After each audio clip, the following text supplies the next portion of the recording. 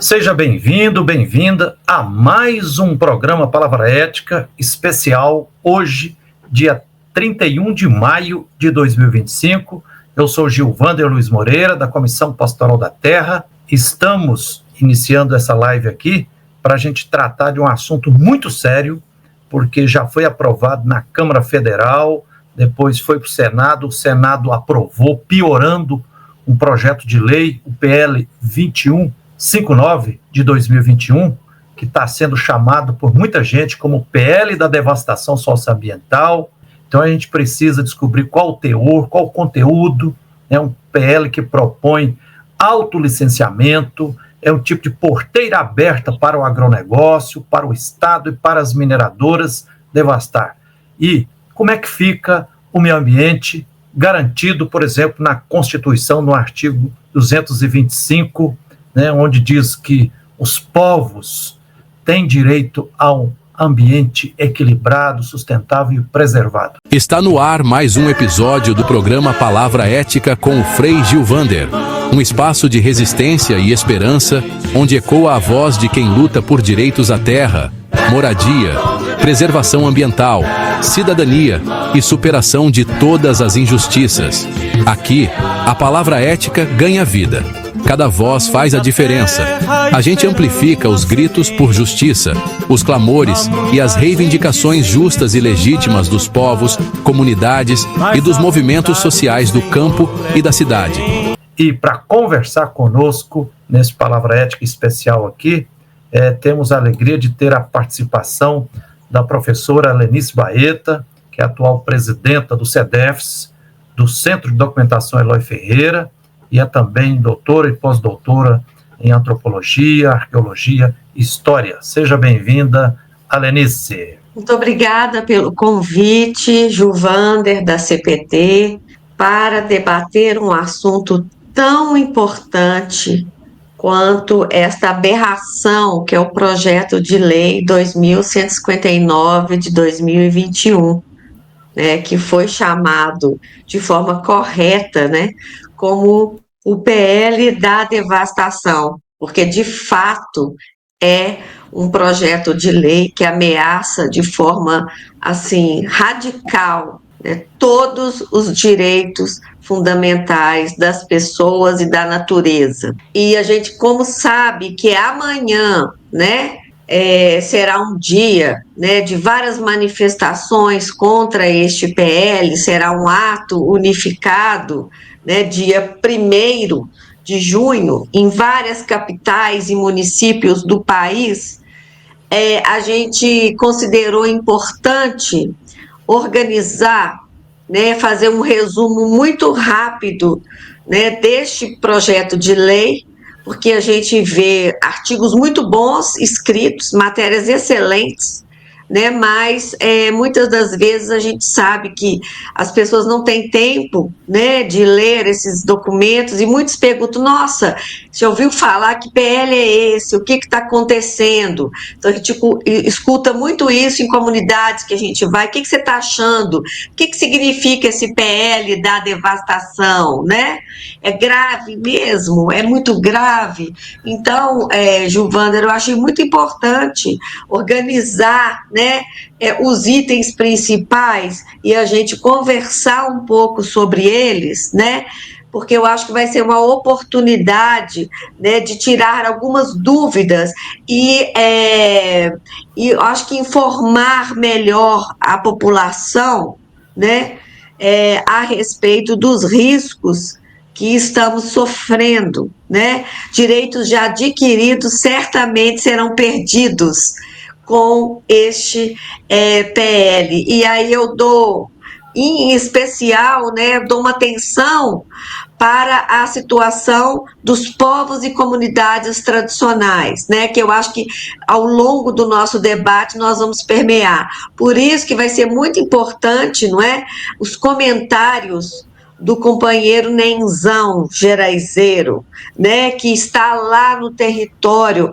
sofrendo diariamente já, todas as atrocidades e todo o terrorismo que eles sofrem, os povos, comunidades tradicionais, em função, né, da tentativa de instalação ou de operação, vamos dizer, expansão de atividades que vão certamente impactar de forma severa, né, os territórios, as águas, né, e a natureza. Então, nesse sentido, a gente pode colocar, né, já esse PowerPoint, são só cinco slides, viu? Só mesmo com os pontos principais, para que a gente possa escurecer um pouco, né, sobre essa situação que é alarmante. A gente vê muitos lindos cards, né, contra o PL da devastação, mas, infelizmente, sem o detalhamento que se faz necessário para a adesão, de fato, da sociedade. A gente entende que esse PL é mais uma grande cilada, né, armada pela bancada ruralista, não é? Contra, não é, a sociedade brasileira. Exatamente, Alenice. A indignação está tomando conta do povo brasileiro, né, principalmente dos movimentos sociais populares, dos movimentos socioambientais, e como você falou aqui no início, essa nossa live aqui especial, nesse programa Palavra Ética, né, que eu procuro fazer semanalmente, lembrando que está sendo veiculado através do nosso canal no YouTube, canal Frei Gilvander Luta pela Terra e por Direito. Aproveito já para animar acolher quem está chegando para participar. Seja bem-vindo, seja bem-vinda, né? Dê o seu like aqui, comente aqui abaixo no vídeo, né? E, se possível, compartilhe essa live também para que outras pessoas... E lembrar também, Alenice, como você disse no início, amanhã, né, dia 1º de junho de 2025, será um dia histórico no Brasil, porque acontecerá atos unificados, já confirmados, em dezenas e dezenas de cidades brasileiras, em todas as capitais, né, contra esse famigerado PL da devastação, o PL 2159 de 2021. Por exemplo, tá confirmado amanhã em Manaus, às 9 da manhã, ato na Praça da Matriz.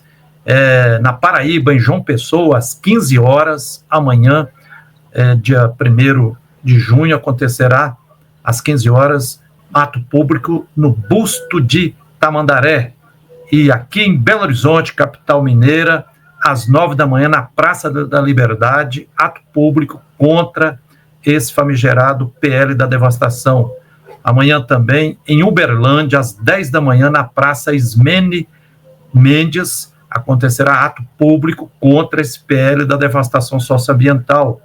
Amanhã também em São Paulo, às 14 horas, acontecerá, local a definir. Fique atento que vai aparecer a confirmação aí pelo Instagram, pela internet. Em Santos também, hoje, dia 31 de maio, às 16h30, ato no Emissário Submarino, né, em Sorocaba, também ato às 15 horas no Parque das Águas, né? Em São Paulo, em Pindamonhangaba, às 10 horas, Praça da Cascata, no Rio de Janeiro, no dia 7 de junho, já está marcado, acontecerá ato às 10 da manhã, Marcha pelo Clima, no Museu do Amanhã. E também em Porto Alegre, às 10 horas, no Parque da Redenção, em Arcos, né? E em Curitiba, às 9 da manhã, no Largo da Ordem das Ruínas. E lembrando, Lenice, como você lembrou muito bem, nessa nossa live aqui terá a participação também, daqui a pouco, do Adair Almeida, que é nosso querido Nenzão, um guerreiro, um grande militante dos povos geraizeiros do norte do estado de Minas Gerais. E teremos a participação nessa live também do Luiz Paulo Siqueira, que é da Coordenação Nacional do MAN, que é o movimento que luta pela soberania popular na mineração. Então, sem mais agora, Lenice, como você propôs, e você, de uma forma muito responsável, preparou para nós um PowerPoint, né, para apresentar um pouco o teor e o conteúdo e as críticas, uma análise que precisa ser feita. Então, assim eu devolvo a palavra para você, Lenice. Certo, Gilvander. Então, olhem bem, esse projeto de lei, ele é denominado, né, número 2159 de 2021. Porém, é bom lembrar que, na verdade, ele tem uma origem, ele já tem 21 anos. Se você pegar, né, o histórico desse PL, ele é de 2004. Então, ele merecia até, além de ser chamado de PL da devastação, PL do licenciamento zero, boiada das boiadas e vale tudo, ele merecia também a alcunha de PL Frankenstein, porque ele, como eu comentei, ele é um texto originário de 2004 e ele foi, na verdade, um texto conforme o seu primeiro proponente, que foi um deputado, não é? Inclusive do Partido dos Trabalhadores, Zica, ele fala assim, numa entrevista agora atual, ele fala, do texto original, eu só reconheço as vírgulas e o ponto. Então, imagina, é um texto que eles usam, inclusive, como originário de um relator do Partido dos Trabalhadores, não é?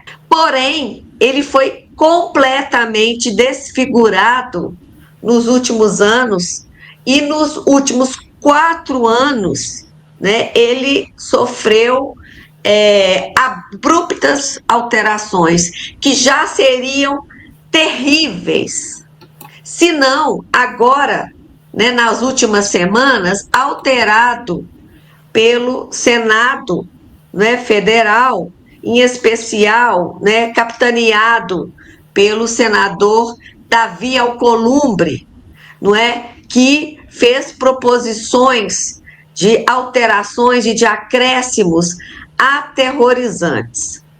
Então, na verdade, o que a gente observa, pessoal, e a gente vai vendo ponto por ponto agora que nós vamos estar debatendo, que, na verdade, este PL é uma grande armadilha, é uma grande cilada. Por quê? Porque ele é, do início ao fim, absolutamente inconstitucional. Não precisa ser advogado ou nem especialista na área jurídica para a gente saber que são realmente aberrações que transgridem, né, e que ferem todos os direitos fundamentais e da natureza já conquistados, inclusive muitas questões já internacionais das quais o Brasil é signatário. Portanto, a gente sabe que é realmente uma grande armadilha. Por quê?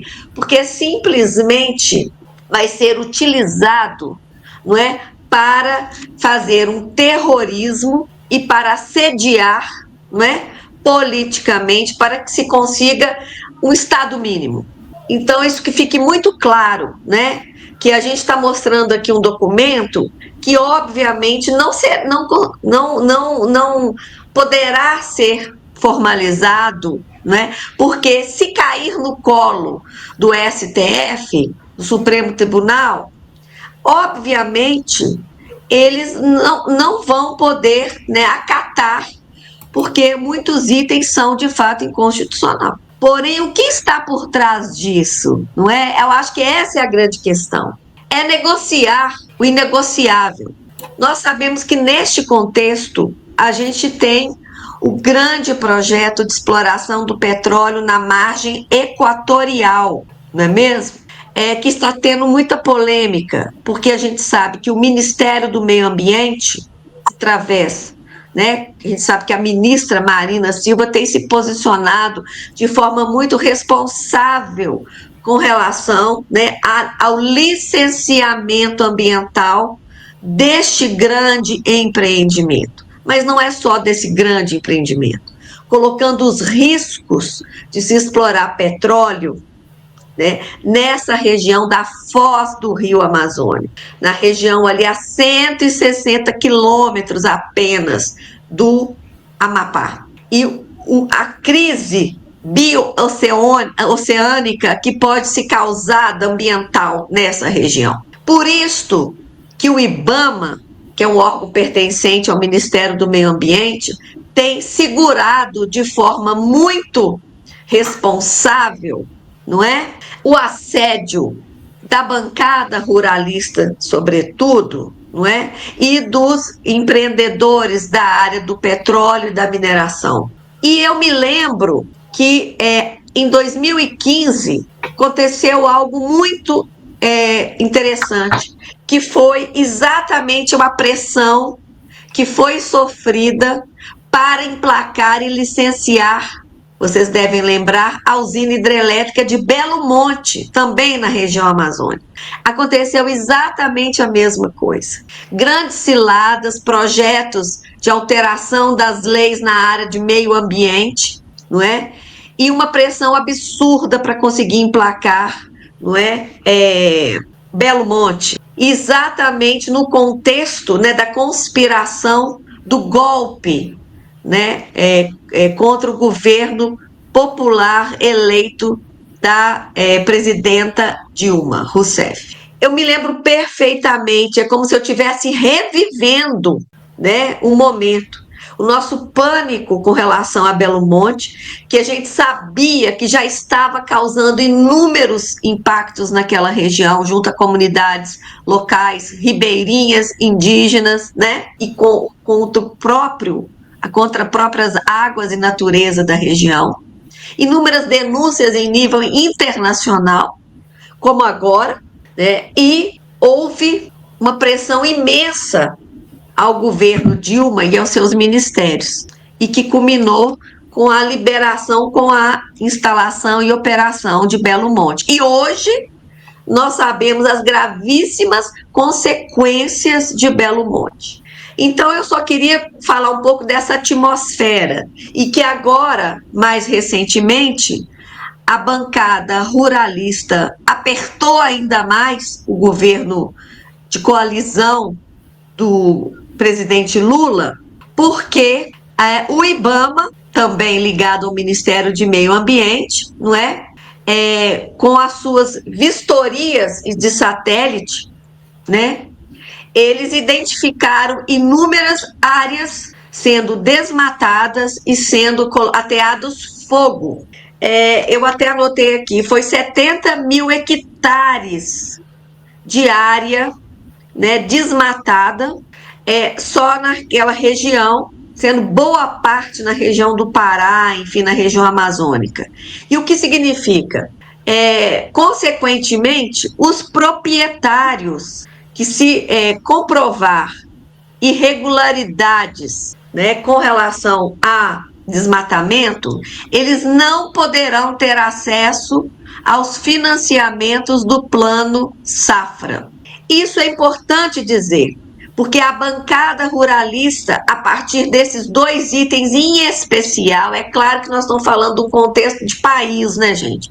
Mas a gente, lendo e acompanhando, para além de Minas Gerais, não é? Porque tem que ser, claro, porque só Minas Gerais já é um grande problema do ponto de vista do que a gente tem enfrentado, né?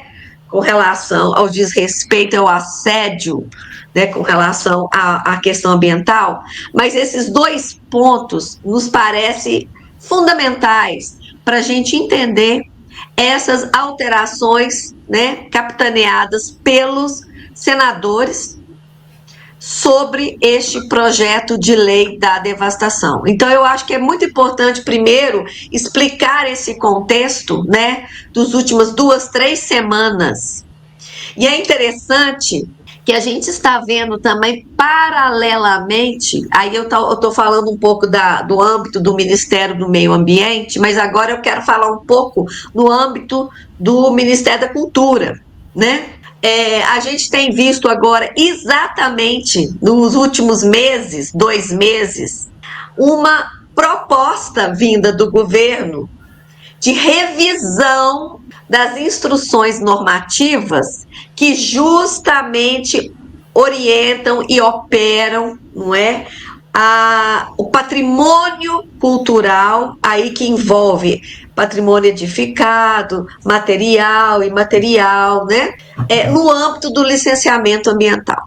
Nós sabemos, aí voltando ao período do golpe da presidenta Dilma, que foi exatamente em 2015, né? Que foi formalizado a Instrução Normativa número 1 de 2015, que, no meu entender, já foi um horror para patrimônio cultural. Né? No âmbito do IFAM, por exemplo, a lei prevê a elaboração de formulários por parte dos empreendedores, uma aproximação, um diálogo maior dos empreendedores, antes mesmo dos profissionais de arqueologia, de antropologia, de arquitetura, não é? E também aceita e acata, né, empreendimentos de diferentes portes.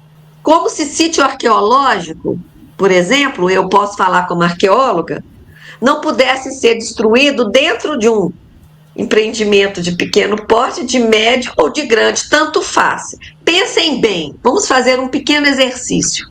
Um pequeno paredão, uma pequena escarpa, um bloco rochoso, pequeno, tá? De 2, 3 metros por 3 de largura, que é muito comum em Minas Gerais. Ter, por exemplo, figurações rupestres pré-coloniais. Essas figurações rupestres nós sabemos que são raras e de grande importância e que não podem ser, em hipótese alguma, destruídas, porque não é um tipo de patrimônio cultural salvável. Vocês concordam? Ok. Então, esse pequeno paredão, gente, ele estando um empreendimento de 1 hectare, ou de 100 hectares, ou de 1.000 hectares, qual a diferença? A destruição será a mesma, concordam? Então, não enquadra-se essa divisão que está sendo feita, que já foi feita lá no passado. E a gente vê agora a utilização dessas possibilidades pelos próprios grandes empreendimentos. O que eles fazem? Eles propõem, eles se apresentam para os órgãos ambientais agora para licenciamento em pequenos empreendimentos vizinhos, que depois é lógico, a ideia é se juntar. É isso que a gente está vendo, por exemplo, na região de Ouro Preto, na região da sede de Ouro Preto. São 7 mineradoras vizinhas que, obviamente, no final, a planta delas vão conversar e vão se relacionar. É o que a gente vê, por exemplo, aqui na Serra do Rola Moça, onde eu moro, que se você olhar por cima pelo Google, né, as mineradoras vizinhas, elas têm trânsito entre elas. Na verdade, é como se fosse assim, realmente vizinhos que trocam entre si, não é, os seus benefícios da exploração mineral. Então, com isso, vai burlando os órgãos ambientais. O que já era uma catástrofe desde 2015, tanto no âmbito do meio ambiente, quanto no âmbito também do patrimônio cultural, e obviamente isso tem a ver também com a questão das águas, que nós vamos falar mais para frente. Agora, eles usam que empreendimentos de pequenos portes nem precisa mais de licenciamento, e agora querem introduzir também os médios empreendimentos, entende? Então, assim, é a destruição da nossa memória, da nossa história, do nosso patrimônio, das nossas águas, dos nossos territórios históricos, tradicionais, do passado e do presente, dos povos e comunidades tradicionais, que são tantos nesse Brasil afora. Então, eu quero dizer, assim, essa introdução, e quando eu li, eu fiquei tão estarrecida, apesar de saber que desse jeito é demais. Isso burla a Convenção X, isso aqui burla a Convenção Y, isso aqui está contra a nossa Constituição, isso aqui está contra uma Carta Nacional que o Brasil é signatário, enfim, né? As normas infralegais, né? Leis, né? Como a Lei 3925 de Patrimônio Arqueológico, né? Dos anos 60, quer dizer, isso burla leis consolidadas. Nós sabemos disso muito bem, mas então o que vem depois, né? Estamos no estado mínimo, do mínimo, do mínimo. E é isso que eu acho que a gente não pode permitir, que um novo Belo Monte se instale, né? Que a bancada ruralista consiga, né? Que os institutos que fiscalizam de forma aérea, e por isso a importância, né, das pesquisas científicas e tecnológicas, né, avançarem, né, porque por cima, pelos satélites, é possível fiscalizar essas infrações, né, e aí a ciência está a favor do meio ambiente. E é isso que os terraplanistas não querem, né? Então, a partir desse primeiro comentário, não sei se Gilvander gostaria de fazer também alguns comentários iniciais, aí sim a gente pode expor os pontos para vocês. Não seriam os pontos, eu ouvi falar os erros, né? Não são erros, são aberrações, né? São pontos de um terrorismo, não é, que está sendo feito para que a gente possa ajoelhar e falar, não, isso não, vamos. Só que a gente tem que entender o seguinte, é inconstitucional. Nós não temos que negociar o mínimo. Nós temos que pedir o arquivamento completo dessa aberração que é esse PL, não é? Da devastação, né? Então, passo para você fazer os comentários, Gilvander. Exatamente, Alenice, essa reflexão introdutória sua é imprescindível, porque fico pensando assim, gente, parece que com esse famigerado PL 2159 de 2021, né, que está sendo empurrado goela abaixo, parece que eles querem agora, assim, toda a devastação socioambiental que aconteceu com a construção da barragem lá de Belo Monte, agora eles querem nacionalizar isso, vai ser para o Brasil inteiro, né? E é gravíssimo, e a gente sente assim como se fosse, por exemplo, olhando na história também, ainda no governo Lula, fizeram aquela medida provisória da Amazônia Legal, e era assim, uma forma de driblar viabilizar para que grandes empresas fossem regularizando as terras da Amazônia. Depois ampliou-se para o Brasil inteiro a tal da regularização urbana e fundiária, que ajuda os pobres, né, um pouco, mas principalmente ajuda também a legalização de milhões de hectares de terras públicas devolutas sendo incluídas dentro do mercado. E isso, Alenice, eu fico pensando assim, é grave demais, porque o Brasil vai ser o anfitrião da COP30 agora em novembro de 2025. Então, assim, o Brasil, se consumar a aprovação desse famigerado PL da devastação socioambiental, que na prática assim, acaba com o licenciamento ambiental, né, que é incondicional, como você falou, por vários motivos, entre os quais porque ele viola flagrantemente o artigo 225 da Constituição Federal, que garante um ambiente equilibrado e sustentável, né, para os povos, para as presentes e futuras gerações, né? Esse PL, ele viola flagrantemente a Convenção 69 da Organização Internacional do Trabalho da ONU, que diz que os povos e comunidades tradicionais têm direito à consulta prévia, livre, informada, consentida e de boa-fé, né? E depois, aqui em Minas Gerais, nós já temos em muitos territórios, né, o terror de barragens, né? As sirenes das barragens estão aí, rotas de fuga para aqui e para ali. Atenção, se a sirene tocar, você corra logo para um local mais alto para você não ser engolido pelas lamas tóxicas dos desastres criminosos planejados das mineradoras em conluio com o Estado. Mas também as sirenes da mudança climática, da emergência climática, estão gritando de forma estridente, né? Hoje, os povos, nós estamos sentindo como é que os eventos extremos estão sendo cada vez mais frequentes e mais letais. Então, é inadmissível, é absurdo dos absurdos, diante do planeta Terra já tão crucificado, né? O Papa Francisco, em 13 anos de pontificado, né, falou, escreveu documentos, encíclica Laudato Si, o tempo todo dizendo, gente, vamos marchar no rumo da ecologia integral, vamos cuidar da nossa casa comum, única, o planeta Terra é único, ele está totalmente sendo dilapidado, sacrificado no altar desse modelo econômico idolatrado, né? Então, se consumar de fato a aprovação desse PL, eu espero que a Câmara tenha um pouco de juízo, né? E que, caso seja aprovado, que o presidente Lula tenha a firmeza de vetar, né, a maior parte desse PL, e que o Supremo realmente tenha a coragem também, a sensatez de ver que esse projeto de lei é totalmente inconstitucional, ele é absurdo.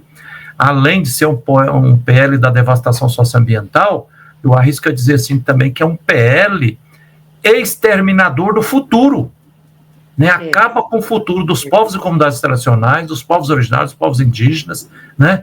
Um absurdo.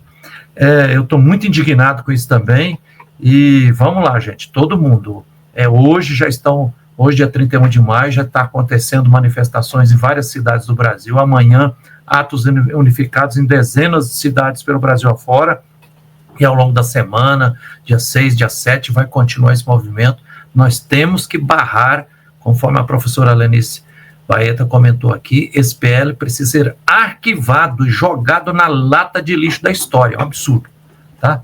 Mas para não ficar na indignação, eu devolvo a palavra para você, Lenice, se você quiser percorrer, então, você, sim, de forma muito competente... Podemos começar a apresentação. Seguir aqui, né? Então, projeto de lei 2159, Lei Geral do Licenciamento, PL da Devastação, licenciamento zero, boiada das boiadas, é o vale tudo, né?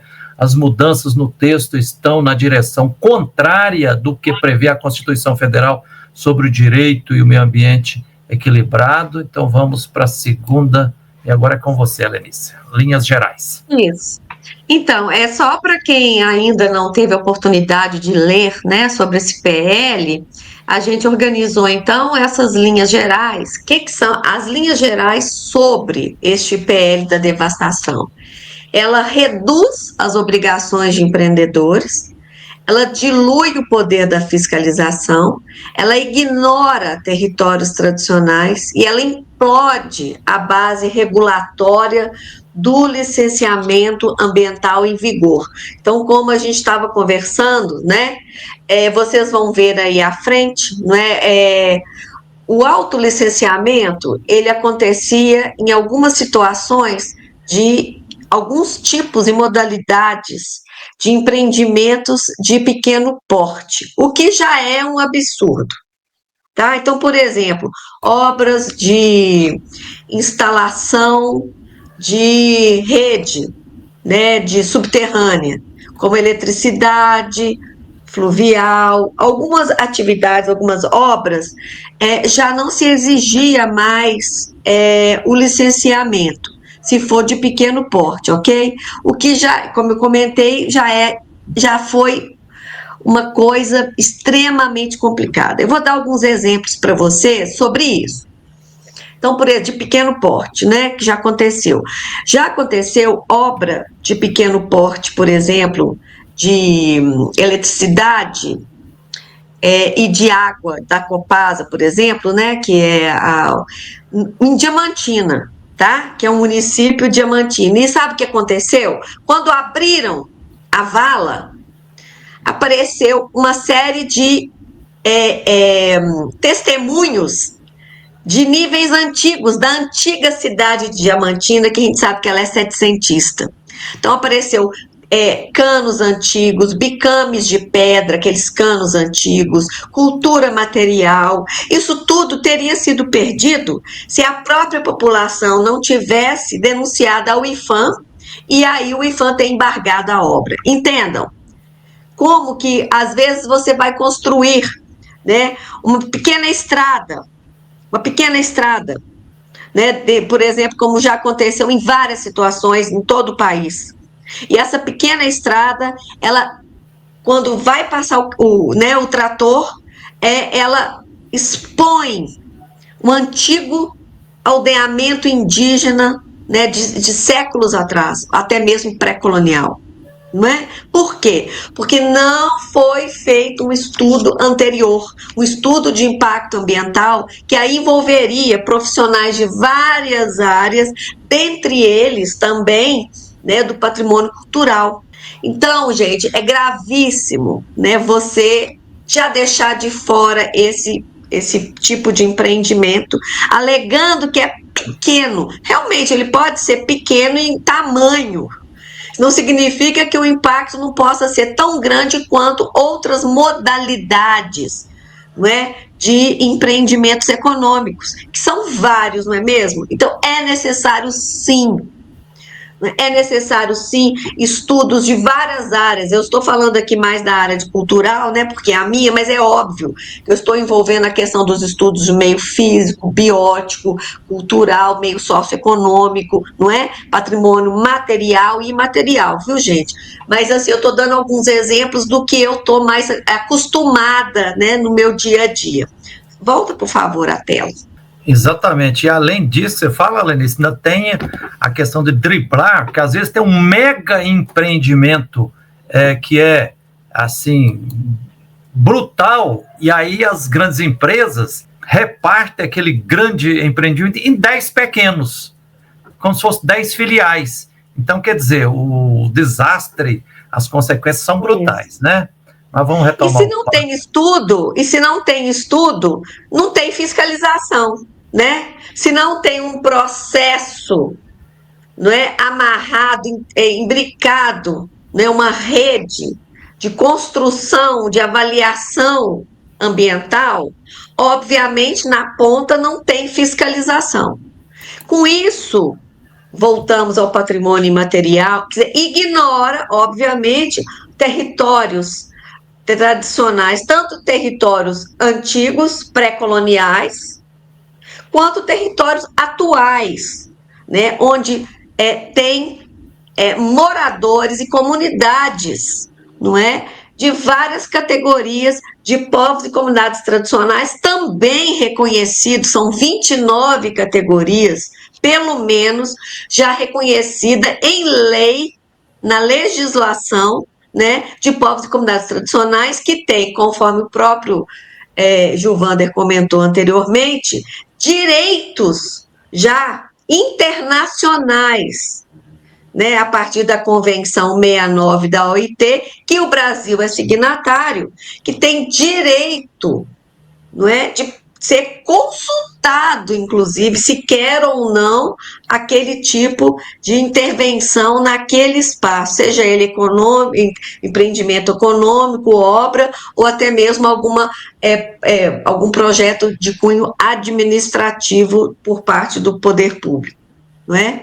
Então, imaginem só, o que acontece nesse imbróglio, nesse bolo todo, as comunidades vivas tradicionais, que é a nossa raiz cultural, né, que é a nossa lastro ancestral, vão ser absolutamente tratoradas e invisibilizadas novamente. Novamente por quê? Porque a nossa grande luta nos últimos anos é dar visibilidade a essas comunidades, é fortalecer as suas organizações sociais, né? Dar luz às suas demandas, às suas memórias, às suas histórias, e muitas delas são feitas através desses levantamentos também, né? Ou são incitadas a partir disso. Então, o que ocorre é uma tentativa, de novo, de apagar, né, de desmerecer, né, de tirar completamente a luz desses territórios tradicionais. Aí eu coloco nesse primeiro item de forma muito ampla, né? Inclusive os nossos cemitérios escravos que são encontrados, enfim, né, em áreas já bastante distantes, longínquas, de difícil acessibilidade, paredões com pinturas rupestres. Esses são territórios tradicionais. São modalidades de territórios tradicionais, como é também um atual território de uma comunidade quilombola, ou um território indígena, de uma retomada, ou de um território indígena que, né, ancestral, como, enfim, que a gente encontra tantos na Amazônia, enfim. Então, a gente está falando de territórios tradicionais de uma maneira muito ampla. Passar, por favor. Exatamente. E aí, Helenice, além... Sim. Pode seguir. Não, pode falar, por favor.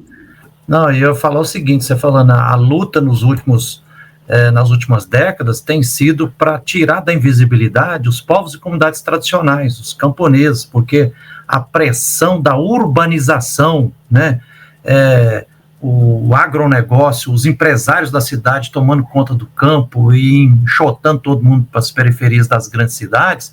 Aliás, esse foi um dos motivos para a criação e elaboração da Convenção 69 da OIT, quer dizer, para proteger e garantir os direitos dos povos e comunidades tradicionais, dos povos originários, né, e o direito fundamental, o direito ao território. E aí, Helenice, eu aproveito para parabenizar os CDFs, né, você que está na presidência agora, né, do Centro de Defesa Documentação Eloy Ferreira, que agora em 2025 está completando 40 anos, são 4 décadas, né, 4 décadas aí ao lado, fortalecendo a caminhada, a luta pelos direitos dos povos e comunidades tradicionais e ajudando a dar visibilidade. Então, parabéns por isso.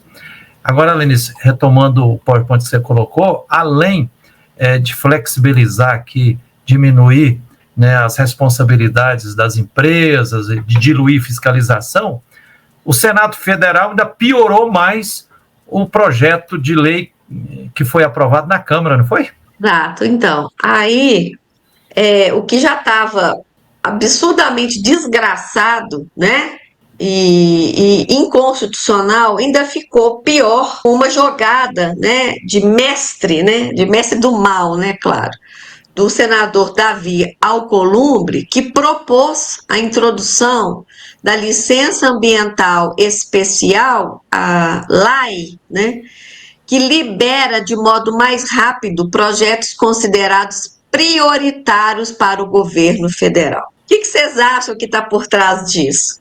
É óbvio, para liberar a exploração do petróleo lá na foz do Amazonas, não é mesmo? Não só esse é, claro, é o carro-chefe, né, gente, dos empreendimentos considerados prioritários. Qualquer coisa, então, poderá ser considerada prioritária, vocês concordam? Inclusive a mineração em área de territórios quilombolas, né? Por exemplo, a gente está aí na luta, né, contra a instalação de mineradoras na região do Cerro, no município do Cerro. E se o governo decidir, não é, que a mineração no Cerro, por alguns motivos que eles vão alegar, obviamente, né, não aceitáveis, mas é prioritário. E aí libera do licenciamento, entendem? Ou então, uma situação que é bem possível, a exploração de lítio no médio Vale do Jequitinhonha, né? Alegando a transição energética, né? Que essa é outra questão gravíssima, utilizando essa premissa, né, falsa ambiental, de que em função da necessidade da transição energética, o lítio, né, será sempre prioritário e não precisa fazer nada, é só fazer. E aí nós sabemos muito bem onde estão essas minas de interesse do governo federal e das mineradoras, das grandes corporações, inclusive internacionais. Não é? Onde que elas estão? Em territórios de povos indígenas, não é? De ribeirinhos, de pescadores, de quilombolas, unidades de conservação fantásticas, importantíssimas, né? Num território que já foi muito devastado no século XIX, 18, 19 e 20, que é a região do Jequitinhonha, né? E da região do Mucuri. Então, a gente observa que o que está por trás dessa proposição do Senado agora, 2 semanas atrás, é exatamente isso.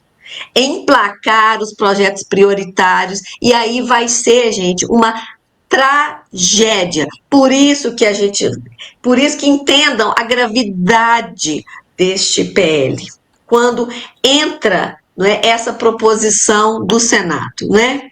Então vamos lá. Então o que muda agora com os acréscimos das alterações por parte do Senado, não é, neste PL? Então, ele não define atividades sujeitas a licenciamento, transferindo para os estados e municípios a decisão sobre o que deve ou não ser licenciado. Imagina, estados e municípios. Nós sabemos que, vamos começar pelos os municípios não têm técnicos que possam fazer uma avaliação a esse respeito. Vai ter sempre uma decisão de cunho político.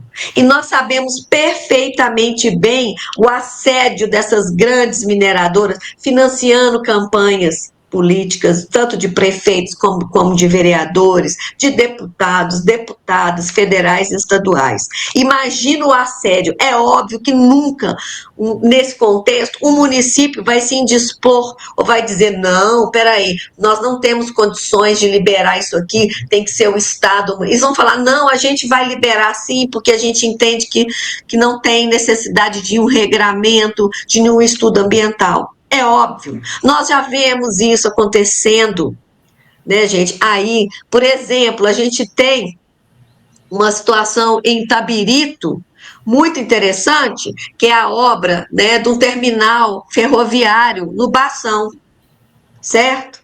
Né, que é no Bação Distrito, né, de Itabirito. E olha que interessante, né?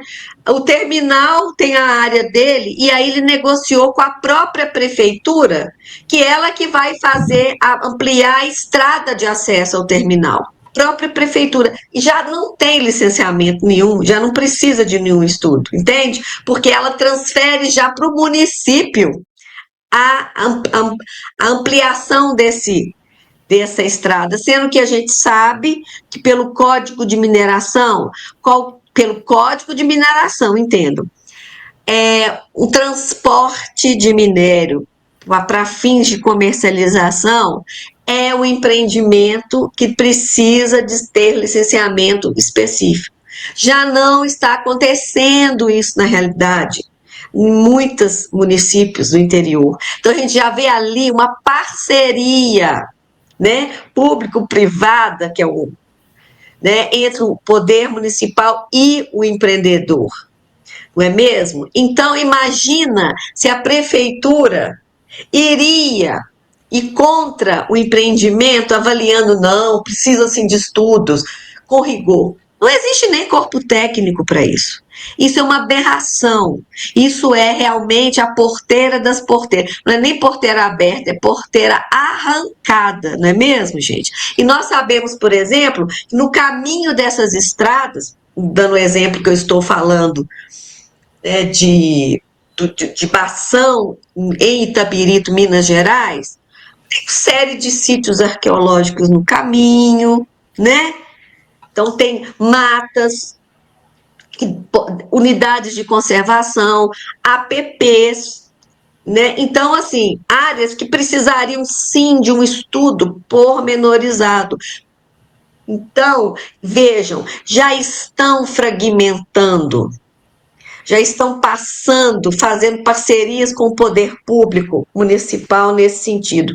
Então, imaginem posição de um município que já tem que dar, muitas das vezes, os conselhos municipais de meio ambiente e de patrimônio dizem não, né, já deixaram de ser deliberativos e passaram a ser consultivos, muitas vezes dizem não a um empreendimento e o prefeito vai lá e dá canetada, dando anuência, não é mesmo?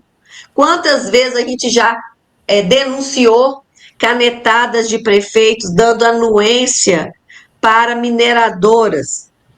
Imagina agora jogar no colo dos municípios também a decisão, né, se pode ou não ter licenciamento. Isso é uma coisa inaceitável.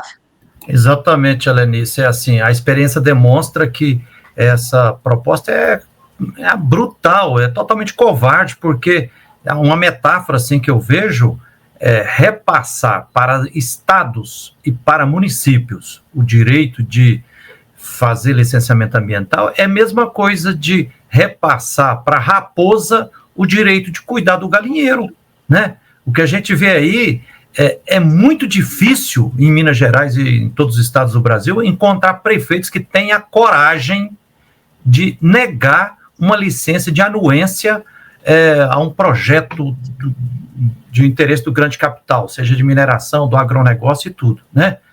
99% dos prefeitos assumem uma postura de Pilatos, lava as mãos diante e diz assim, não, o licenciamento é responsabilidade do governo estadual, do governo federal, não tem nada a ver com isso, né? Então entregar para eles, e depois, isso que você falou com muita pertinência, Lenice, os prefeitos e os vereadores hoje vivem assim de pires na mão e feliz aplaudindo as benesses, né, as ajudas que as mineradoras ou as grandes empresas dão para reformar uma escola, fazer uma creche daqui, melhorar uma UTI de uma Santa Casa no Cerro, ou em Diamantina e tudo, né? A gente vê os prefeitos e vereadores, via de regra, no cabresto das grandes mineradoras, como está acontecendo atualmente no município de Araçuaí, onde o prefeito, aconchavado com as grandes mineradoras, né, a Sigma Lítio, a Atlas, né, mandou em regime de urgência e foi aprovado na Câmara Municipal de Araçuaí por 9-2 a amputação de uma área de proteção ambiental, a Chapada do Lagoão, retirando dela cerca de 6 mil hectares, 23% da área, né, dessa APA Chapada do Lagoão, que era um santuário natural, berço das águas para irrigar não só o município de Araçuaí, mas todos os municípios abaixo que irriga o rio Jequitinhonha dali para baixo. Então, é um absurdo. A gente vê no norte de Minas Gerais agora os povos geraizeiros, os quilombolas, os agricultores familiares, os povos indígenas estão numa luta muito justa e legítima, lutando para se criar uma reserva de desenvolvimento sustentável, né, a reserva de Córrego, Poções, Tamanduá e Peixe Bravo, lá nos municípios de Riacho dos Machados, Serranópolis e Rio Pardo de Minas. Mas o que a gente vê lá? Prefeitos abraçados com a mineradora Vale e com as grandes empresas da monocultura do eucalipto. Não pode ter RDS aqui não e tudo. Então, passar licença ambiental para governos e prefeitos é colocar raposa para cuidar do galinheiro. Isso é de uma irresponsabilidade, e aí eu reafirmo a questão que é exterminar o futuro dos povos e da biodiversidade. Né, Lenice? Exatamente. Então, vamos seguir aqui, né, os pontos seguintes. Cria a licença ambiental única, LAU, atestando em uma única etapa a viabilidade da instalação, ampliação e operação, onde aprova as ações de controle e monitoramento ambiental, estabelecendo condicionantes ambientais. Agora, imagine só, gente. Nós sabemos que a gente tem, né, atualmente, a licença prévia, a LP, a licença LI, a licença de instalação, e a LO, a licença de operação, né? E depois da licença de operação, no plano de fechamento, né? E o PRAD, o Plano de Recuperação de Área Degradada. Isso, em linhas gerais, né, é mais ou menos assim estruturado esse marco regulatório do licenciamento. E aí, nesse caso, está propondo uma única licença. Então, quer dizer, a empresa já entra, já começa a operar, se instala, opera, entende? Já faz tudo, quer dizer, e não há, define-se ali mesmo no início que tipo de monitoramento que vai ser, e sem uma avaliação, né, sem a possibilidade de falar, olha, na LP você tem que seguir isso, isso e isso, para ter a licença prévia. Isso anula também, lendo, né, o documento, gente, o estudo de viabilidade locacional, que é anterior à obtenção da licença prévia. Que é, por exemplo, uma barragem. Vou dar um exemplo até de um trabalho que eu mesma participei há muito tempo atrás. Queriam fazer uma barragem no Vale do Rio Santo Antônio, lá na região divisa de Morro do Pilar com Conceição do Mato Dentro, né? O que era um lugar que eles queriam colocar o eixo da barragem, era um local maravilhoso, né, do ponto de vista paisagístico, e, além disso, um grande sítio arqueológico, importantíssimo. Então, na época, nós falando, em hipótese alguma, não pode ser aqui. Hipótese alguma, não pode ser aqui. Então, eles tiveram que ver outras alternativas locacionais. Só sei que, na época, nós somos assim, né? E, na época, o Ministério Público Estadual apoiou e reforçou a necessidade de proteger essa área, não é mesmo? Se fosse hoje, não teria alternativa locacional, né? Não teria essa discussão. É onde quer e pronto, e é ali. Pode ter o que for ali, né? Isso é gravíssimo. Então, assim, todas essas etapas que pelo menos minimizam, né, os empreendimentos econômicos seriam completamente burladas. Isso é gravíssimo, né? Você não ter um primeiro estudo de viabilidade ambiental e locacional, até para saber falar, não é viável, esse empreendimento aqui não pode, não é mesmo? Isso é mínimo, o direito de dizer não, né, por vários motivos, ou porque ali tem uma nascente de água, ou porque ali tem uma comunidade tradicional, ou porque ali tem um sítio arqueológico, ou porque ali é uma área de procriação de uma espécie, ou porque ali tem uma espécie rara, não é?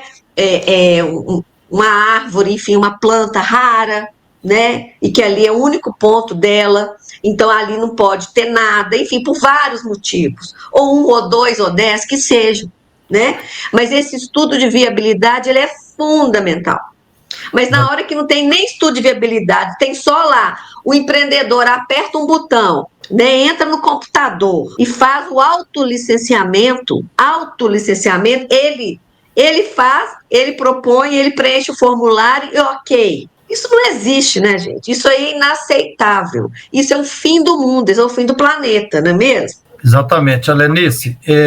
Parece até que esse PL 2159, 2021, que está sendo empurrado goela abaixo agora no Congresso Nacional, parece que ele está sendo feito sob medida para, assim, dizer, olha, os capitalistas não têm limite nenhum, eles podem continuar com a ganância sem fim deles, explorando e comendo as montanhas e devastando tudo e deixar tudo terra arrasada e desertificar o Brasil inteiro.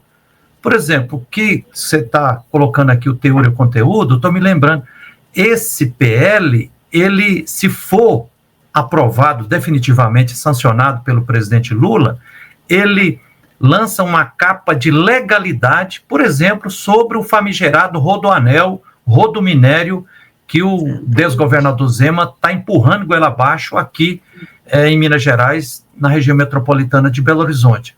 Veja, segundo o arcabouço legal atual, se fosse para seguir a legalidade, o governador Zema primeiro teria que fazer consulta prévia, livre, informada, consentida de boa-fé, aos povos e comunidades tradicionais, aos quilombolas e às centenas e centenas de terreiros, né, de carroceiros, de ciganos, de povos tradicionais que vão ser brutalmente afetados por esse famigerado. Não fez. O que ele fez? Lançou um leilão na Bolsa de Valores sem fazer a consulta prévia. Depois, assinou um contrato com uma multinacional lá da Inglaterra, da extrema-direita, sem fazer a licença prévia e tal. Depois, criou-se um tal de um consórcio do Rodoanel com várias empresas, como Rodoanel BH, como Tractebel e outras, que já estão assediando famílias e comunidades e já dizendo, olha, nós vamos negociar aqui o preço da indenização que você vai receber nos bairros que serão devastados, porque só de demolição de casas, estima-se que mais de 20 mil casas serão demolidas. Então, assim, o Rodoanel é totalmente arbitrário, ilegal, né? Está sendo feito aí quase dizendo que está quase concluindo o licenciamento ambiental, uma caixa preta, sem transparência, né, sem seguir essas etapas, primeiro a licença prévia, depois a licença de instalação, depois a licença de operação. Estão fazendo tudo junto e empurrando goela abaixo. Parece que esse PL da devastação é para dizer, jogasse uma capa de legalidade em cima desse tipo de projeto, né? Como o Rodoanel, o Rodominério, aqui na região metropolitana, e tantos outros que estão rodando pelo Brasil afora, né?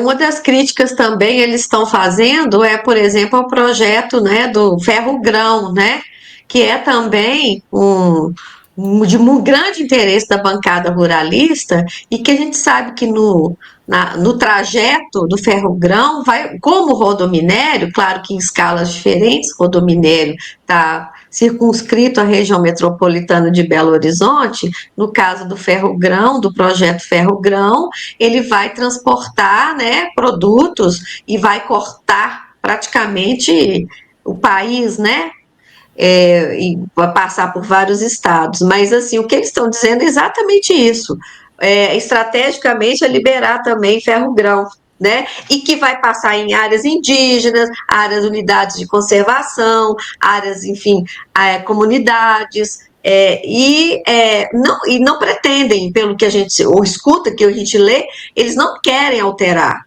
as alternativas locacionais, querem passar ali naquele trajeto e ponto. E há muitas e muitas denúncias a esse respeito, sobretudo no âmbito de territórios tradicionais, não é mesmo? Exatamente. Então, voltando aqui, né?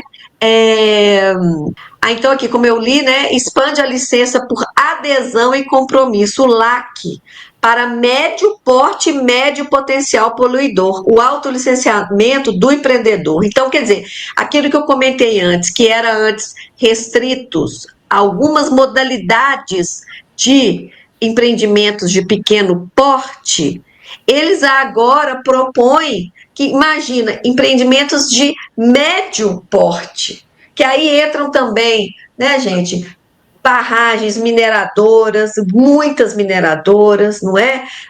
Projetos rodoviários, eles entram também nessa cartela de possibilidade do autolicenciamento, o que também é uma coisa, uma tragédia. E dispensa, e é isso que eu quero chegar, que é gravíssimo, o licenciamento para atividades do agronegócio. Aí é a grande coisa. O que está por trás? Pecuária extensiva, semi-extensiva, intensiva de pequeno porte, silvicultura, né? Além de obras de saneamento básico, rede elétrica de média tensão e melhoria de obras pré-existentes. Imagine aí o caos. Aí eu lembro agora uma denúncia que tem, eu até estive em Bonito, no Mato Grosso do Sul, há um tempo atrás, e eu mesma presenciei, né? A gente sabe que Bonito é um lugar de turismo cultural e ambiental, com cavernas lindíssimas, né, com lagos subterrâneos, né, enfim, é realmente um lugar incrível, num congresso que eu estive, e lá o que eu ouvi da população é que as águas cristalinas outrora estavam sendo contaminadas pela plantação de soja, pelo agronegócio, porque muitos córregos e nascentes estavam sendo assoreados e contaminados. Entende? Então, assim, agora há pouco tempo a gente viu vários cards circulando, mostrando as águas de Bonito antes e depois. E como que o agronegócio está avançando sobre áreas que deveriam estar sendo protegidas, né, no Mato Grosso do Sul. E aí a gente vê uma proposição dessa. Isso liberaria completamente algumas atividades, né? Por exemplo, a silvicultura, né?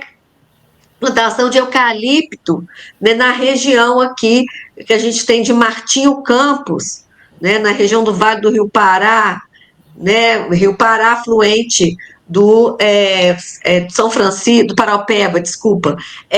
Enfim, olhe bem, imagine só, né, ali aquela plantação de silvicultura que a gente sabe que joga um remédio ali, né, sobre os vizinhos, povos tradicionais cachixó, indígenas, e territórios quilombolas, como Saco Barreiro, por exemplo.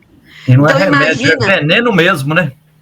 a falta de regramento. Então, quer dizer, vão atear veneno que já tenham, mesmo com os rigores do monitoramento ou tentativas de ser do regramento de controle, não é? Das áreas de plantio, enfim, né? Do ataque de remédios. Então, imagina completamente uma atividade sem nenhum tipo de licença, sem nenhum tipo de monitoramento, à revelia dos interesses de seus proprietários.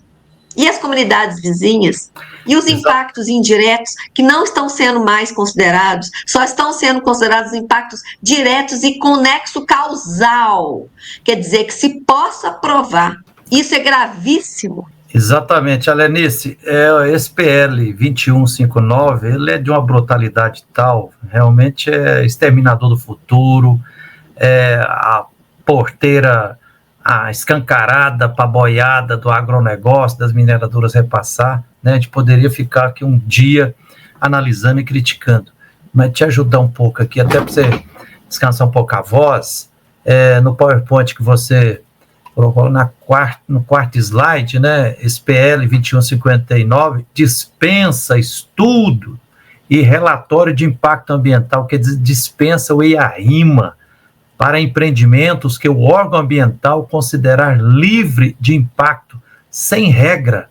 Então, assim, um dos grandes instrumentos que a gente tem até hoje no regramento do licença ambiental é fazer esses estudos de impacto ambiental, e a RIMA, onde se coloca, muitas vezes, peritos, pessoas das várias áreas, né, da história, da geologia, da arqueologia, né, das questões hídricas e tudo, fazer análise. Agora, dispensar restringe o rol de condicionantes, né? Normalmente, quando se concede uma licença prévia, você dá uma série de condicionantes. Ela tem que cumprir aquelas condicionantes para depois se apreciar a licença de instalação. Aí, quando dá a licença de instalação, se coloca também um rol de condicionantes e que a empresa tem que cumprir para ela conquistar a licença de operação. Agora, restringe todas essas condicionantes, né? Reduz a participação dos órgãos colegiados, retira atribuições técnicas e normativas do CISNAMA, né, do CONAMA e dos conselhos estaduais, reduz a participação de órgãos técnicos e a proteção a áreas de conservação, né, reduz a participação da FUNAI, do IFAM, de outros. Absurdo, né, Lanice? Sobre esse ponto, eu gostaria de comentar que é gravíssima. A proposta desse PL é que, por exemplo, o empreendimento numa área que vai afetar o território indígena, né? E aí a FUNAI, por direito, né, e por estrutura do regramento, ela teria que opinar e seria, claro, definitiva a opinião dela. O que eles estão propondo é que, se a FUNAI opinar, não, ali tem terra indígena, não, ali pode afetar um vizinho, um território indígena, ou o IFAM falar, não, esse local nós consideramos que é delicado do ponto de vista do patrimônio imaterial, é um território sagrado. Quer dizer, a opinião desses órgãos não seria vinculante. Olha que importante isso. Não seriam vinculantes, não seriam determinantes e que, na verdade, a opinião final seria exclusivamente do órgão licenciador. Isso é gravíssimo, porque, de novo, burla todas as normativas, as instruções, né, as orientações infralegais, bem as leis, não é mesmo?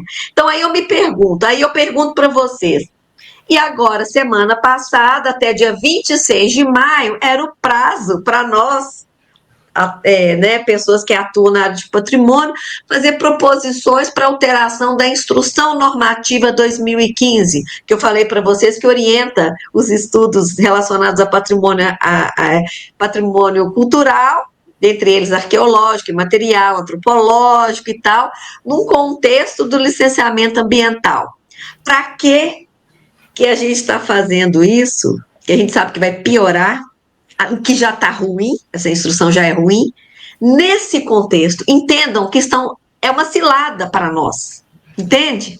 A gente está num contexto perigosíssimo. Por isso que eu falei, gente, não mexam nessa instrução normativa. Isso é cilada. É para pegar e aí adaptar e falar, não é vinculante. Tudo, vocês podem propor o que vocês quiserem, vocês podem achar o que vocês quiserem, mas no final quem vai decidir é o órgão licenciador. Sabe-se lá qual órgão licenciador? Porque agora está aberto, se é o Estado, se é o governo, se é o município. Entende? Então, se eu, como arqueóloga, faço um laudo e fala que, aqui tem isso não pode, de jeito nenhum. Ok, arquivo, põe na gaveta, para quê? Não é mesmo? Então isso é gravíssimo. Isso significa a destruição do nosso patrimônio cultural brasileiro. E eu falo patrimônio cultural brasileiro, claro, envolvendo todos os aspectos ambientais, conforme a própria Constituição, que eu sigo e respeito. Não é mesmo? Exatamente. É como se, assim, você citou no caso da FUNAI sobre o INCRA, por exemplo, tem atual arcabouço legal, tem que se pronunciar sobre os territórios quilombolas. Aí o pronunciamento de INCRA, do IFAM, da FUNAI, deixa de ser deliberativo e passa a ser só tipo consultivo. Né? Não é vinculante. Não é vinculante, não vai decidir nada. Né? É um absurdo. Né? Outra atrocidade, nesse PL 2159, Alanice, conforme você colocou aqui no PowerPoint, ignora territórios de povos e comunidades tradicionais, inclui apenas terras indígenas homologados e territórios quilombados titulados, né?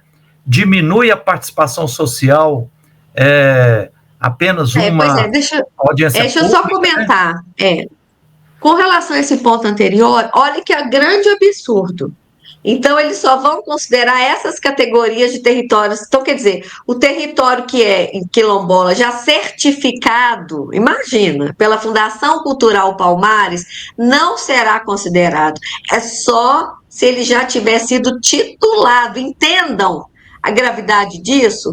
Por quê? Porque a maioria das nossas comunidades quilombolas estão ou em processo de autoidentificação, certificação ou em processo. Muitas vezes, os relatórios, né, técnicos de identificação, eles ainda estão em processo. Então, eles só vão considerar os que já estão titulados. Olha que grave, que já é uma quantidade ínfima do rol todo que nós temos desse mapeamento de territórios tradicionais indígenas, é só os que... pode voltar, por favor, o ponto? 97% vai ficar fora, né?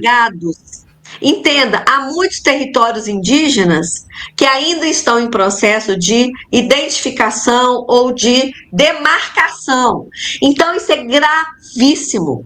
Né? E a gente sabe que isso burla também a Convenção 69. Por quê? Porque ela garante o direito da autoidentificação de uma comunidade indígena, né, e do seu território. A partir daí, ela já tem que ser tratada no processo de consulta livre, prévia e informada. Então, quando coloca que só as tituladas, isso é muito mais grave do que só as certificadas, entendem isso? Porque a maioria certificada ainda não foi titulada. Então, isso vai causar uma convulsão, e isso é retrocesso de conquistas, porque já está garantida a consulta aos povos que se auto-apresentam, é uma garantia constitucional de direitos dessas comunidades, entende? Então, eu queria reforçar que isso eu acho que é muito importante que as comunidades tradicionais saibam dessa situação e se posicionem também. Infelizmente, são muitas lutas, são muitas bandeiras de luta, mas essa agora vai ter que ser também, né, puxada pelas comunidades indígenas, quilombolas e tantas outras, todas as outras, que sequer são também consideradas. E a gente está falando aqui do indígena e quilombola, gente, mas percebam, então, as demais, como que elas não estão sendo sequer visibilizadas nesse contexto, porque as demais, a grande maioria, não tem os seus territórios demarcados, não é? Então, por isso que vai ser muito importante o posicionamento do geraizeiro Nenzão, né? Porque ele sente na pele esse tipo de discriminação e de racismo estrutural lá no território dele, não é mesmo? E aí, com relação à participação social, prevê só uma audiência pública do empreendimento, e se precisar de outras, tem que ter justificativa, porque não precisa. Somente uma audiência pública junto de um empreendimento, né, só para explicar sobre o empreendimento e pronto, e acabou. Não precisa de mais nenhuma outra, tá? Exatamente. Olha, Nisso, aqui é absurdo os absurdos. Eu já aprendi com os advogados populares, né, com os promotores da área dos direitos humanos, né? Um dos princípios que regra o sistema jurídico no Brasil é o do não retrocesso de direitos, né? Então, isso aqui é mais uma inconstitucionalidade. Além desse PL 2159 pisotear no artigo 225 da Constituição, ele pisoteia, viola, ignora, cospe em muitos outros artigos, né? Um é esse, né? Ele vai impor um retrocesso de direitos a mais de 96% dos territórios e dos povos e comunidades tradicionais, porque o número de comunidades e povos homologados e titulados é diminuto, né? Acima de 95% das comunidades quilombolas ainda não foram homologadas e nem tiveram seu território titulado. E restringir a audiência por participação popular a uma audiência, que muitas vezes tem tudo o controle, é um absurdo dos absurdos. Mas vamos continuar. Então, e aí, a parte hídrica, né, para a gente fechar esse rol absurdo de aberrações, ele desvincula o licenciamento das outorgas para o uso da água e do solo. Não são considerados os planos das bacias hidrográficas, a escuta dos comitês de bacias e os conselhos estaduais e federais de recursos hídricos. Então, imaginem só, né, uma mineradora, ela querer se instalar numa área do semiárido, que é o caso lá da região do Nenzão, né, do Riacho dos Machados e Grão-Mogol, e ela só que é uma área de semiárido. A gente sabe então que a água, o lençol freático é muito mais profundo, né, mais escasso também de quantidade de água, mas ela não quer saber se é possível, se é viável, né? Então eu acho que é ruim até para o próprio empreendedor, porque ele precisa de água, não é mesmo? Nem que seja para ele ver que ele não vai ter condições, porque não tem vazão de água suficiente para o seu empreendimento e nem para manter a população da região. Isso significa um caos, vocês concordam? Um caos hídrico. E isso que a gente já sabe que a gente já está, né, na questão, a gente já está em crise climática, a gente já está num estado absurdo, e a questão hídrica, né, nós já temos colapso em vários lugares, a depender da época do ano também, e com certeza a falta de conexão e de vinculação da análise do potencial hídrico e de vazão em relação a empreendimentos em geral, e a falta de ouvir e de escuta dos comitês e dos comitês científicos e técnicos de recursos hídricos também é gravíssimo e é muito preocupante. Então a gente vê que esse PL chegou no limite do extremo, né? A gente pode chamar que é o PL do extremo absurdo, e o que, repito, está por trás disso é para que a gente negocie o Estado mínimo, e exatamente, repito, no paralelo, essas leis todas estão sendo revistas. Para quê? O que significa isso? Exatamente. Lenice, lembrando aqui o que significa isso aqui, abrir a porteira para ignorar os direitos à água, que é um bem comum e direito de toda a população, né? Já tem estudos que demonstram que se ligar e funcionar todos os canos de meio metro, 1 metro ou mais de largura, de diâmetro, que sugam água do Rio São Francisco para irrigar hidronegócio, né, dos dois lados do Rio São Francisco, secaria o Rio São Francisco. Eu já vi com os meus olhos lá no Rio Urucuia, na cidade de Buritis, né? Cano assim, quase que 1 metro de diâmetro, chupando a água do Rio Urucuia, que é um dos principais afluentes do Rio São Francisco, para se fazer uma barragem artificial de água ao lado da cidade de Buritis. Para quê? Para essa água ficar irrigando soja, monocultura da soja. Aí no município mais abaixo, em Arinos, onde eu fui criado, lá no noroeste de Minas Gerais, outro mega empresário com outros canos dessa grossura, chupando água do Rio Urucuia para fazer feijão, monocultura de feijão irrigado. Então, hoje, no atual ordenamento, eu sei que, por exemplo, os comitês de bacia se seguram que tem a prioridade do abastecimento humano sobre o uso da água para fins econômicos. Então, se passa isso aqui, significa que pode deixar toda a população sem água. Se as mineradoras quiserem chupar toda a água que tem nos córregos, nos rios, que se lasque o abastecimento público das cidades e das comunidades do interior. Então, já pensou? Isso aqui vai agudizar a guerra por água no Brasil. Então, é um PL da guerra hídrica.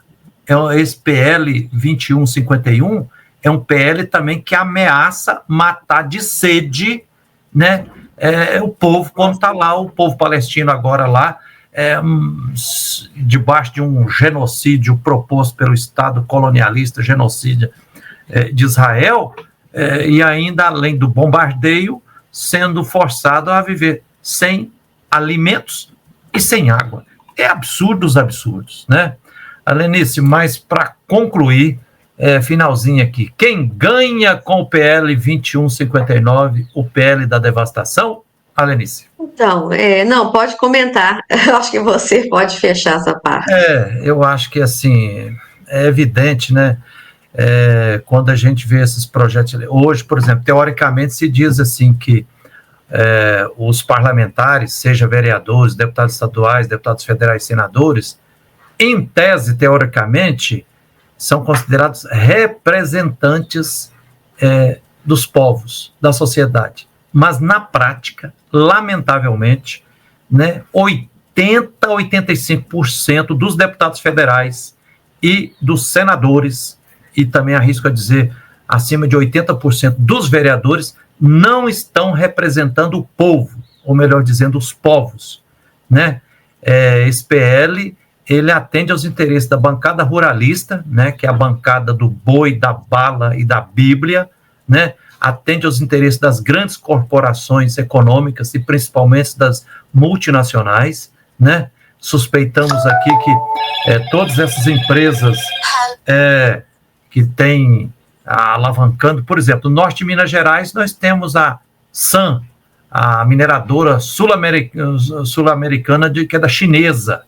Nós temos no Vale de Jequitinhonha agora, a partir do epicentro, tendo como epicentro Araçuaí, né, a Sigma Lithium, a Atlas, que é do Canadá. Nós temos mineradoras explorando ouro lá em Riacho dos Machados ou em Paracatu, né, aqui em Ross, que é canadense. Então atende a esses, né? E esse PL atende aos negacionistas climáticos. É gente que está brincando com fogo, porque continuam dizendo, não está tendo mudança climática, não, esse negócio de evento extremo, isso é coisa, mas ficou atestada, Lenice, com isso eu termino, o ano de 2024 entrou para a história do Brasil como o ano que teve o maior número de pessoas que foi vítimas dos eventos climáticos extremos. Mais de 1 milhão de pessoas, né, tiveram suas casas inundadas, como lá no Rio Grande do Sul, né? Então é um absurdo. Então vale notar que o texto do PL 2159 não há menção à crise climática, nem à palavra clima. É um retrocesso, é uma ditadura dos capitalistas em cima dos povos e da natureza. E diante desse PL aqui também, Alenice, a gente podia perguntar, e os direitos da natureza? Né? Os rios não têm direito, né? As nascentes não têm direito, a Mata Atlântica não tem direito, o Cerrado não tem direito, a Amazônia não tem direito, a Caatinga não tem direito, os Pampas não tem direito, né? E também, eu acho que assim, e os direitos das próximas gerações? Quando as crianças brasileiras agora, as que estão no ventre das mamães, vão viver num país desertificado, em terra arrasada, é muito grave, né, Lenice? Exato, eu queria, para fechar, dizer que é uma oportunidade muito grande de estar aqui, a gente, nesse momento, né, eu acho que nesse contexto, assim, que a gente, de amanhã ser o ato unificado, porque eu fiquei muito indignada quando eu li esse PL, eu fico indignada sempre quando eu leio todas essas propostas que a gente já sabe dos últimos anos, mas ela é bastante extrema, né? E eu fiquei muito indignada com o tratamento que a ministra Marina Silva sofreu agora, recentemente, não é, na Câmara, Senado, junto com que ela sofreu pelos senadores bolsonaristas, se não me engano, pessoas que eu nem conhecia, que sabia que existiam, Marcos Rogério e Plínio alguma coisa. Não sei, Plínio, esqueci. Para mim, são pessoas que, né, irrisórias, assim, que mínimas, né? Execráveis. Que eu nem conhecia. Mais execráveis, exato. Mas eu quero dizer o que está por trás disso. Foi uma cilada, como esse PL, foi uma cilada à ministra, que eu acho que ela realmente merece todo o respeito, como mulher, como ambientalista, com a sua trajetória, e o Ministério do Meio Ambiente tem se destacado, se comparado com os demais ministérios, né? E tem feito um trabalho muito sério. Queria parabenizar os servidores do meio ambiente, do Ministério do Meio Ambiente, né? E a ministra, porque eu acho que nesses episódios, tanto com relação à exploração de petróleo na Foz, eles têm sido meticulosos, cuidadosos em solicitar as pesquisas necessárias para a liberação ou não desse empreendimento. Estão seguindo o regramento, né? Então, eu quero reforçar isso, a parte mesmo dos servidores e da equipe da ministra, e o tratamento que ela obteve lá, né, nessa reunião, demonstra exatamente que foi tudo armado para desmerecer a ministra, para, inclusive, causar algum tipo de crise para tirá-la do cargo, né? Então, foi muito importante ela ter levantado e saído, né, depois de todas as violências verbais que ela sofreu ali. E as não verbais, né? Também a não fala de muitos que ali estavam, que poderiam estar falando, também me soou muito mal. Tanto as falas quanto as não falas, né, que ela sofreu. E fecho dizendo, né, que esse momento aqui, esse encontro, é um desabafo também, é uma denúncia, é um desabafo, e uma vontade de dividir, né, com as pessoas que têm a sensibilidade, né, e ainda o amor pelo planeta, né, que a gente possa estar dialogando com as pessoas e dividindo esse espanto, né, esse horror, não é? E essa luta, tá? Obrigada. Que beleza, Lenice. Primeiro, gratidão, e fico muito feliz e aproveito mais uma vez aqui para, na sua pessoa, parabenizar o CEDEFS, né, o Centro de Documentação Eloy Ferreira, que há 40 anos está se dedicando com muito amor e com muita competência no fortalecimento da luta pelos direitos dos povos e comunidades tradicionais, dos povos originários, né? Gratidão por você ter se dedicado muito tempo aí, lido o projeto na íntegra, para a gente apurar o teor, o conteúdo, e lido muitas análises, né? Como da Samaúna, da Eliane Brun, né? Que com muita competência mostrou, né? Como essa nossa live especial aqui desse programa Palavra Ética, né? Já estamos em 1h30, né? Gratidão. Nós vamos fechar essa live aqui, e fica aqui o nosso compromisso de, nos próximos dias, né? Nós vamos entrevistar várias pessoas aqui, dando continuidade à análise aprofundada sobre vários aspectos desse famigerado, brutal projeto de lei 2159 de 2021, que está sendo empurrado goela abaixo e está na iminência de ter a conclusão da sua aprovação na Câmara Federal, né?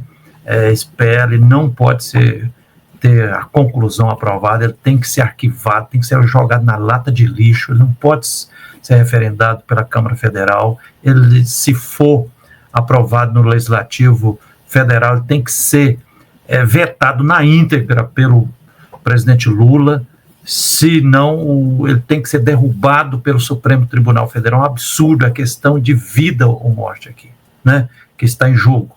Então, nós vamos, em seguida, na outra live irmã aqui, ouvir o nosso Adair Almeida, né, que é o nosso querido Nenzão, dos povos geraizeiros do norte de Minas Gerais. Vamos ouvir também o Luiz Paulo Siqueira, que é do MAN, do Movimento pela Soberania Popular na Mineração, e vamos ouvir outras várias lideranças dos povos e comunidades tradicionais, né, dos professores que estão se dedicando a essa luta aqui. E vamos, todo mundo, incentivamos vivamente todo mundo aqui a participar. Ninguém tem o direito de ficar de braços cruzados, porque quem se omitir vai se tornar cúmplice dessa avalanche. E outra alerta, Alenice, me lembrando aqui, né, às vezes quando chega nas eleições, e nós estamos percebendo agora que a grande máfia que está sendo, assim, o coronelismo político está se reproduzindo através do esquema das tais emendas parlamentares. É um absurdo. Anteontem mesmo eu vi uma análise dizendo que, por ano, por exemplo, nesse ano de 2025, são 51 bilhões de reais que deputados federais e senadores terão para distribuir com seus currais eleitorais, né? Cada deputado federal está tendo 33 milhões de reais para distribuir em emendas parlamentares para os seus territórios. Cada senador, acima de 65 milhões de reais por ano. Então, isso é o novo coronelismo. Então, eu quero aqui pedir, pelo amor de Deus, né, ao povo brasileiro, na hora de votar, pelo amor de Deus, pelo amor às crianças, pelo amor à dignidade humana, por amor às próximas gerações, temos que parar de votar em empresário, em pastor salafrário que fica usando o nome de Deus ou textos bíblicos para ficar rico e bilionário e se tornar político, né? Vamos aprender a votar em candidatos da esquerda, em candidatos lideranças que estão comprovadamente dedicando as suas vidas nas lutas dos movimentos sociais, porque enquanto nós tivermos esse poder político, né, tanto no legislativo ou no executivo, né, dominado pelos grandes representantes do grande capital, aí nós vamos ter que ficar denunciando e demonstrando indignação diante dessas tragédias. Então, assim, voto tem preço e tem consequência. Não vote em patrão, não vote em empresário, nem do econômico e nem empresário religioso, né? Porque isso depois é uma devastação grave. E concluindo, Alenice, esse projeto ele tem que ser arquivado porque ele é um golpe. Eu poderia dizer assim que esse PL 2151, ele instaura uma ditadura socioambiental no país. Ele aniquila completamente todo o arcabouço legal que ainda tenta salvar um pouco de meio ambiente para a gente continuar vivendo. Gratidão, Alenice Baeta, né? Quem gostou, compartilhe esse vídeo aqui, né? Ele está sendo divulgado aqui no YouTube, no nosso canal Frei Gilvander Luta pela Terra e por Direitos. Dê o seu like, comente e compartilhe essa live, essa palavra ética para que outras pessoas. E vamos participar dos atos unificados, né? Amanhã e nos próximos dias, nas próximas semanas, até o arquivamento desse famigerado PL da morte, PL da devastação socioambiental. Gratidão, Alenice. Um abraço a todos e todas. Que sigamos firmes na luta por tudo que é justo e necessário. Nós queremos